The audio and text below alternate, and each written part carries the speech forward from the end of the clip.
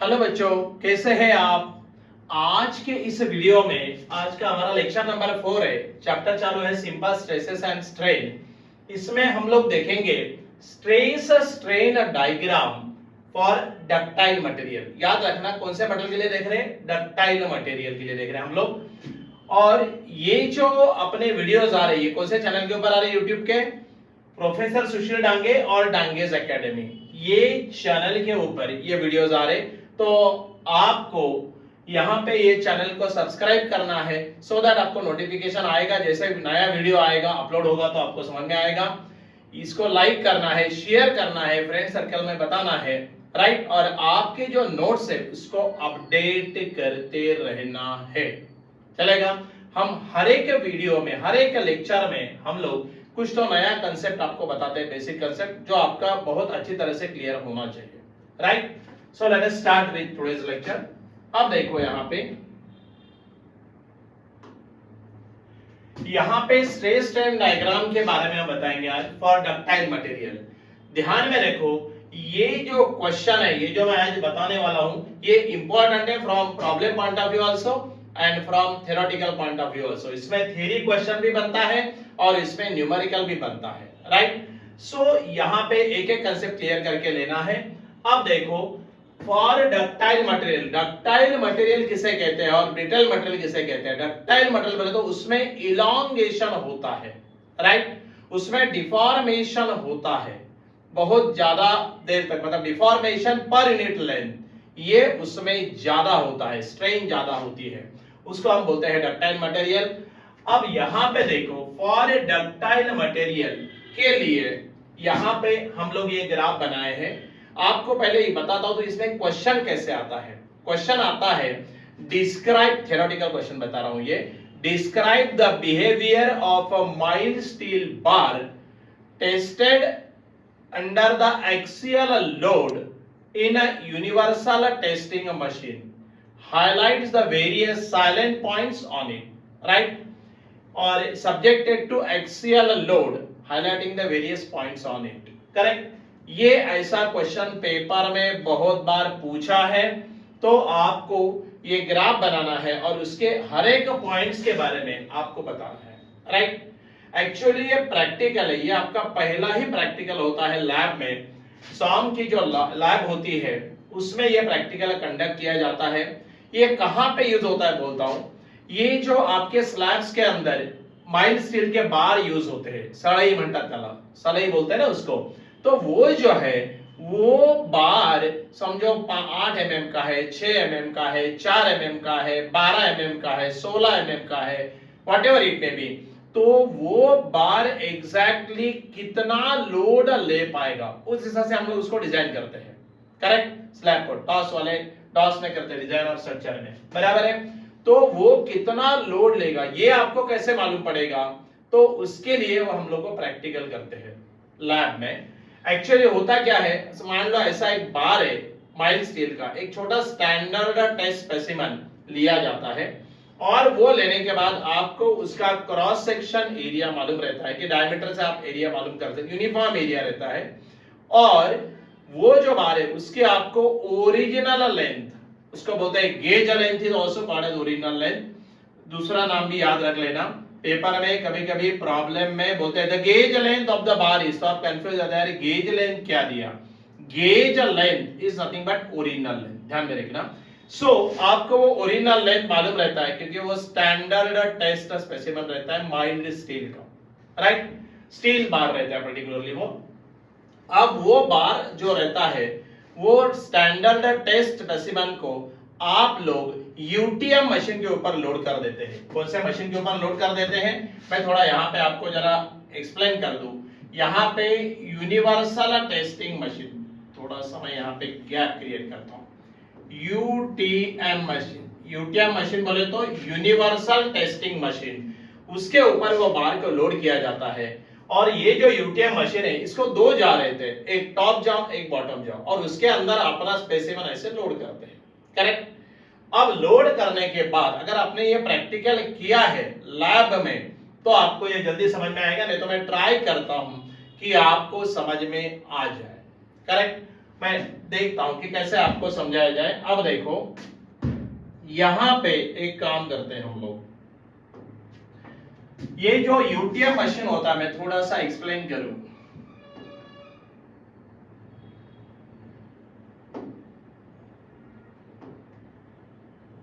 ये जो UTM machine होता है, यूटीएम, इसका लॉन्ग फॉर्म होता है यूनिवर्सल टेस्टिंग मशीन। थोड़ा आपको इसके बारे में मालूम पड़ा तो आप प्रैक्टिकली लिख सकते हैं पेपर में आने के बाद, रट्टा मारने की जरूरत नहीं है।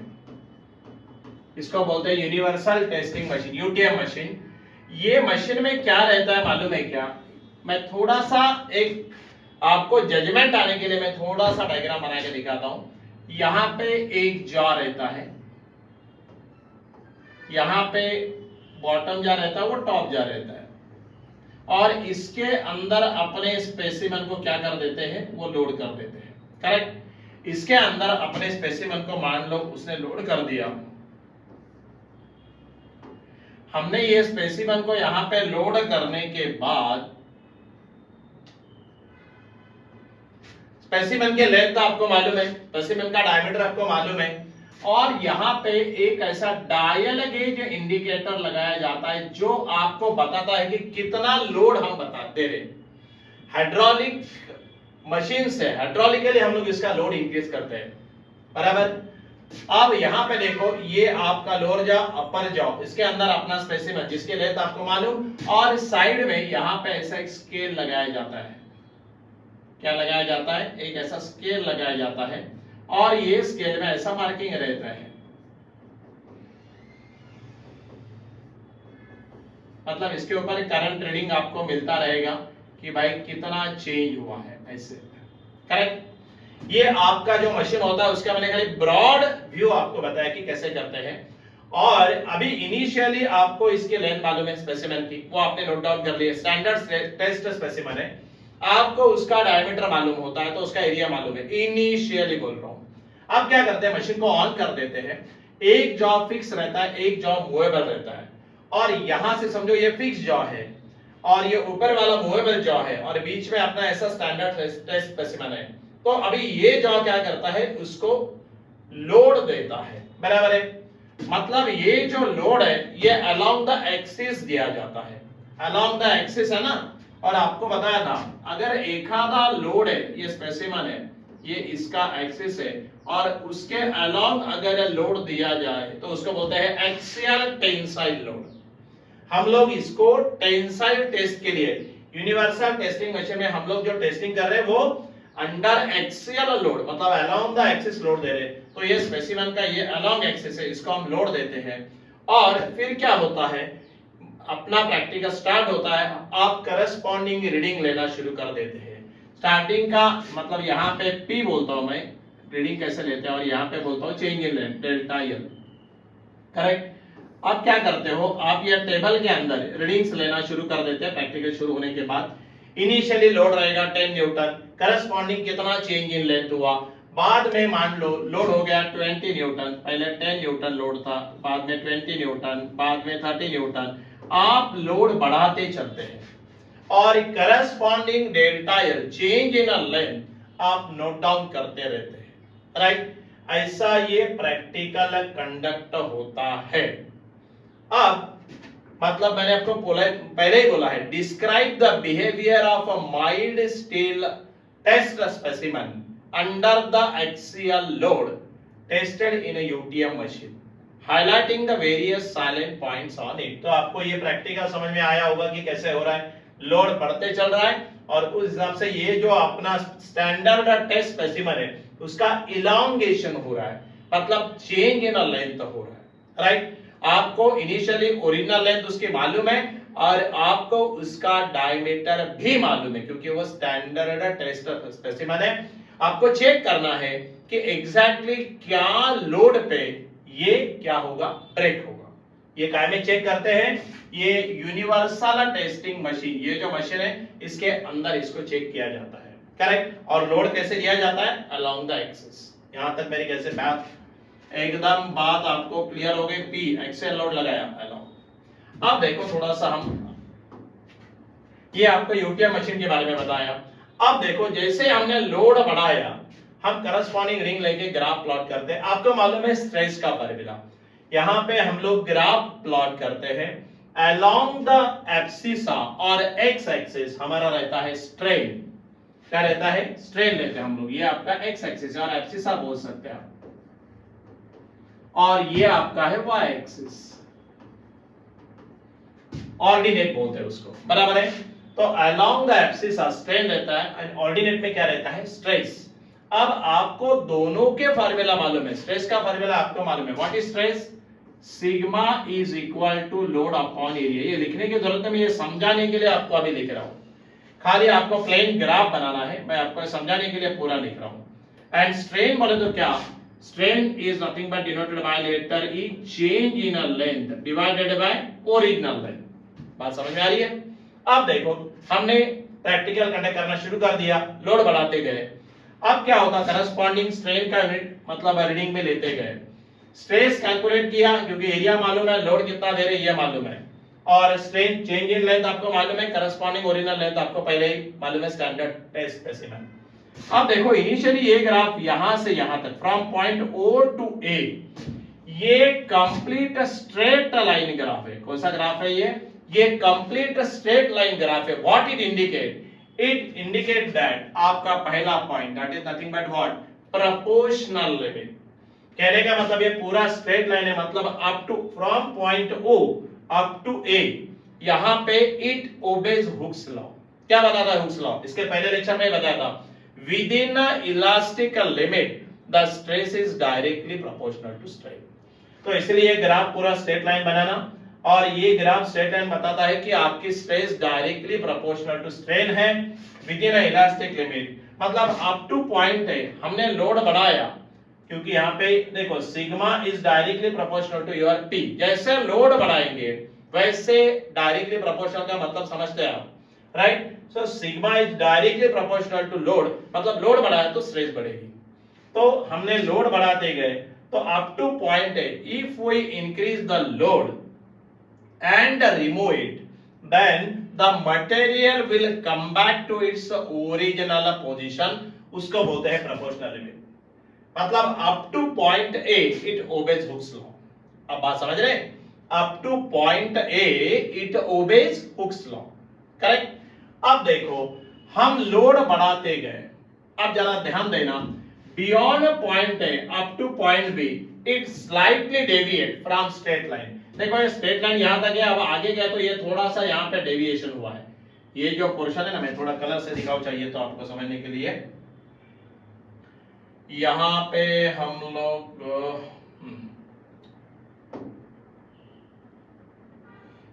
ओके, देखो ये जो है ये थोड़ा सा यहां से यहां तक क्या है, थोड़ा डेविएशन आया है, मतलब वो स्ट्रेट लाइन नहीं है, थोड़ा डेविएट हुआ है। मतलब यहां पे देखो अप टू पॉइंट बी, यहां पे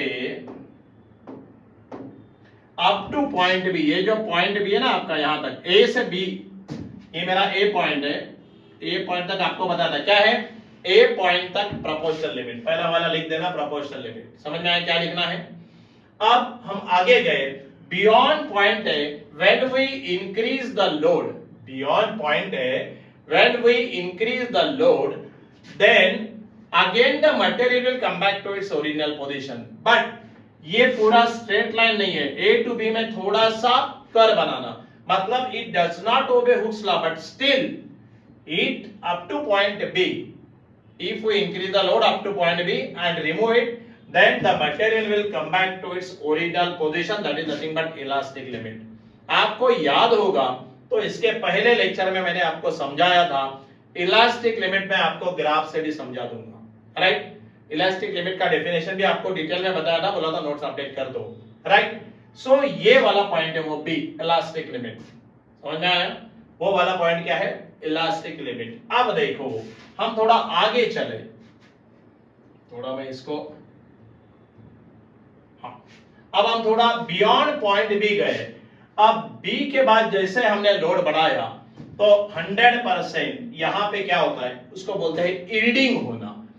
मतलब बियॉन्ड पॉइंट भी if we increase the load then the material will not come back to its original position. अब भाई वो वापस नहीं आने वाला, क्योंकि बी के बाद वो जो आपका माइल्ड स्टील बार है उसके अंदर के जो मॉलिक्यूल्स है उनका ब्रेकिंग होना शुरू होता है, और जैसे ही वो ब्रेक होना शुरू होता है मतलब it starts in a plastic stage, वो प्लास्टिक स्टेज में चले जा रहे हैं। मतलब लोड निकालने के बाद it will not come back to its original position, right, beyond point B.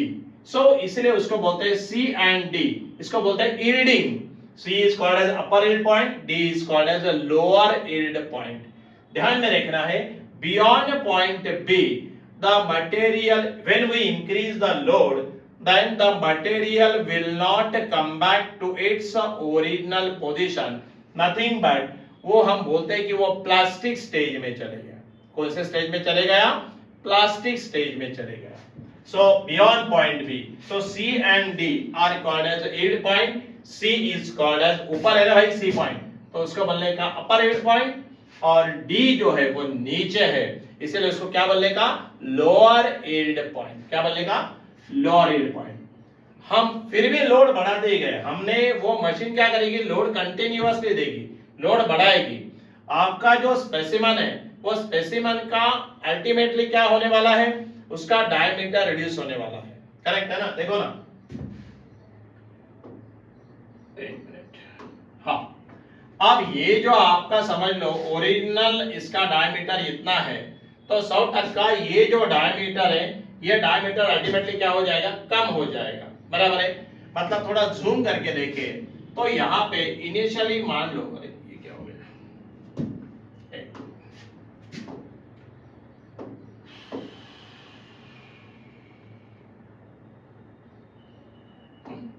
Initially मान लो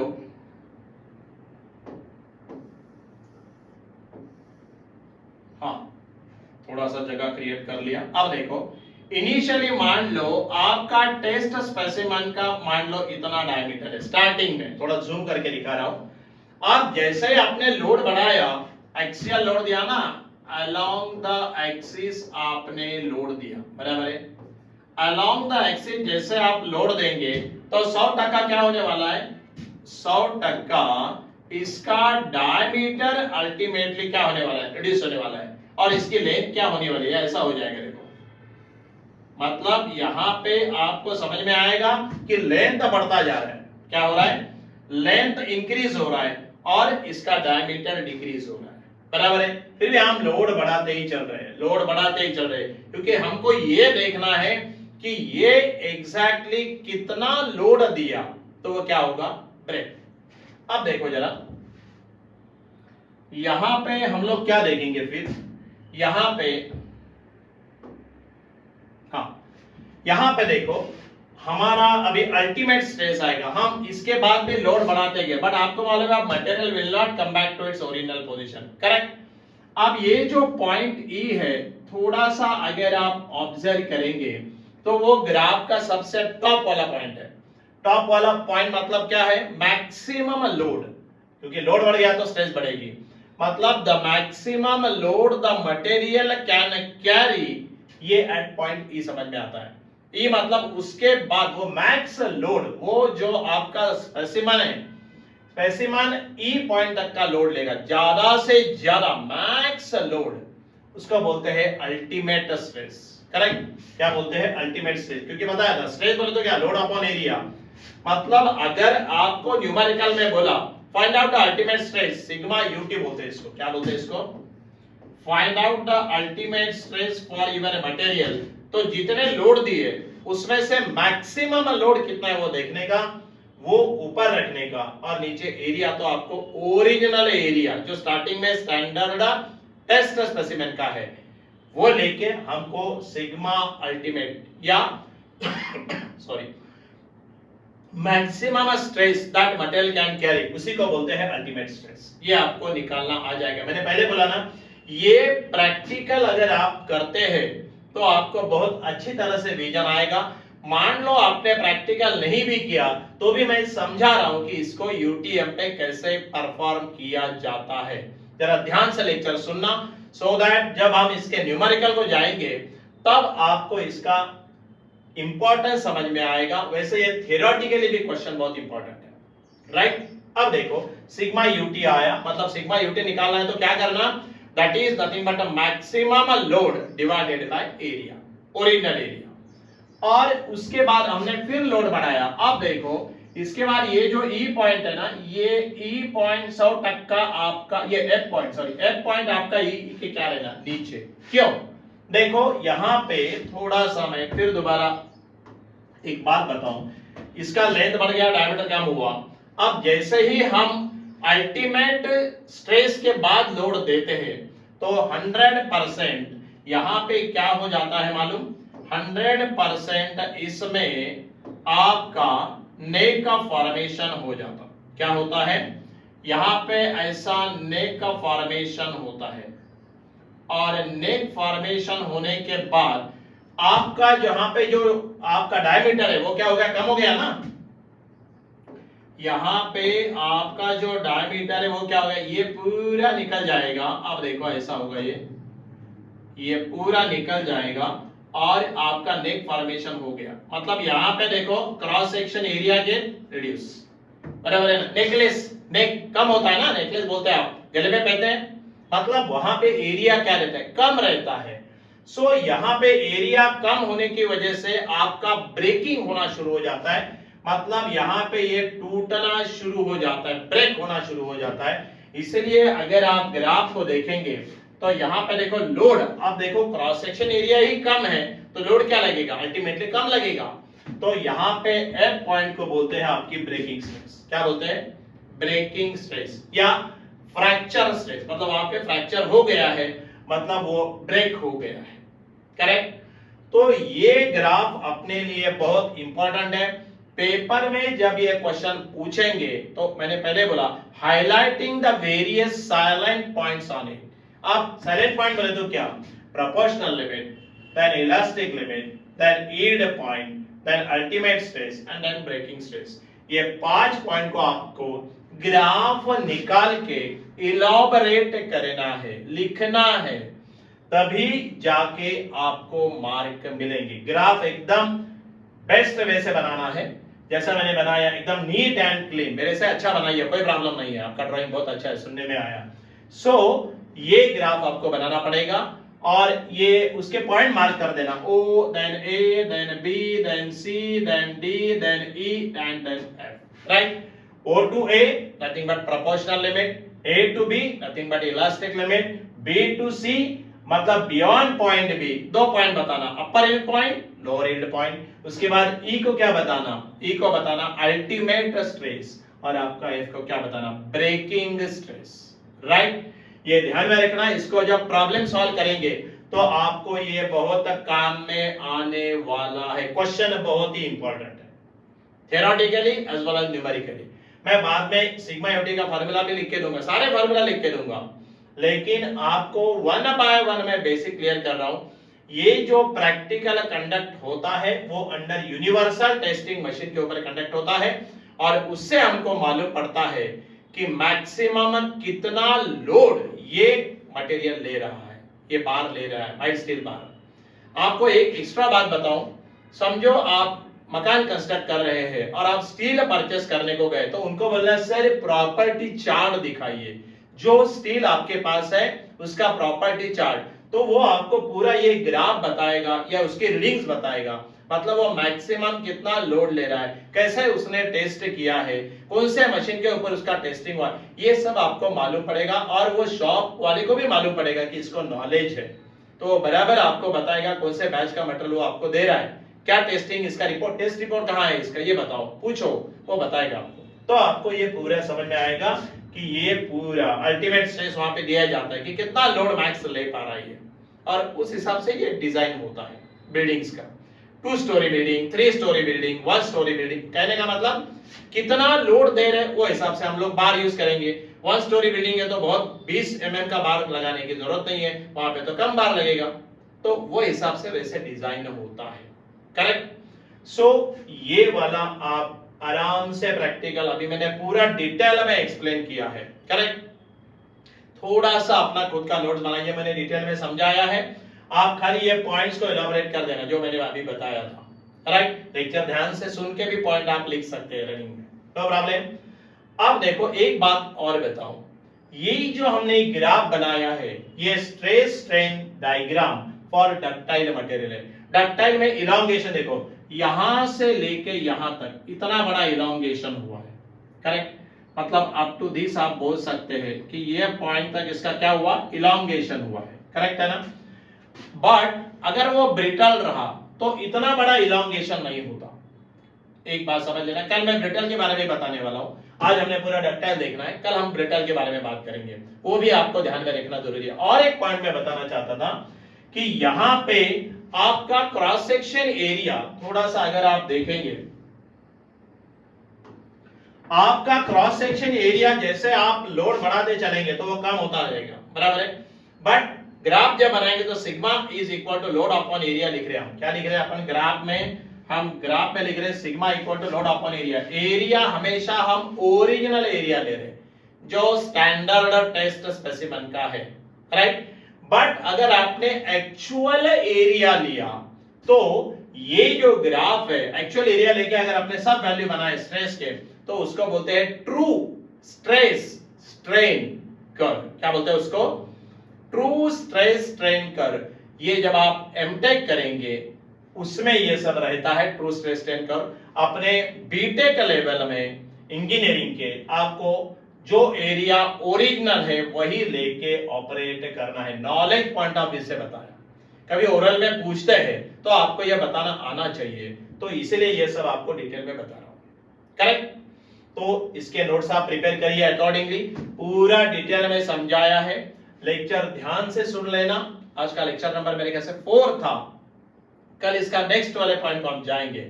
सो यहां पे बी इन टच विद अस। अब यहां पे देखो थोड़ा सा ऐसा है, ये सारे जो वीडियोस आ रहे हैं, लेक्चर्स आ रहे हैं, ये लेक्चर आ रहे हैं प्रोफेसर सुशील डांगे और डांगेज एकेडमी ये यूट्यूब चैनल के ऊपर। तो 100% ये चैनल को आप सब्सक्राइब करिए सो दैट नोटिफिकेशन इंटीमेशन जैसा ही नया वीडियो आएगा आपको या नया लेक्चर अपलोड होगा तो आपको उसका इंटीमेशन मिलेगा, and accordingly you should prepare the notes. सी बहुत डीप में पढ़ना पड़ता है तब जाके आप सक्सेस मिलता है आपको, राइट। बेसिक कंसेप्ट अगर आपके क्लियर नहीं है तो आपको प्रॉब्लम आता है, प्रैक्टिकल कंडक्ट नहीं हुआ तो आपको वो विजन नहीं आता है। इसलिए मैंने आपको पूरा डायग्राम, रफ डायग्राम निकाल के दिखाया, बाद में आप सर्च कर सकते हैं यूट्यूब के ऊपर, पूरा मिलेगा डिटेल में। मशीन देखना है तो वो भी मिलेगा, राइट। लैब्स में सारे मशीन अवेलेबल रहते हैं, चलेगा। सो यहां पे हम आज का लेक्चर कंक्लूड करते हैं। सो यहां पे be in touch with us and thank you for giving cooperation, चलेगा। Okay, again meet in the next lecture.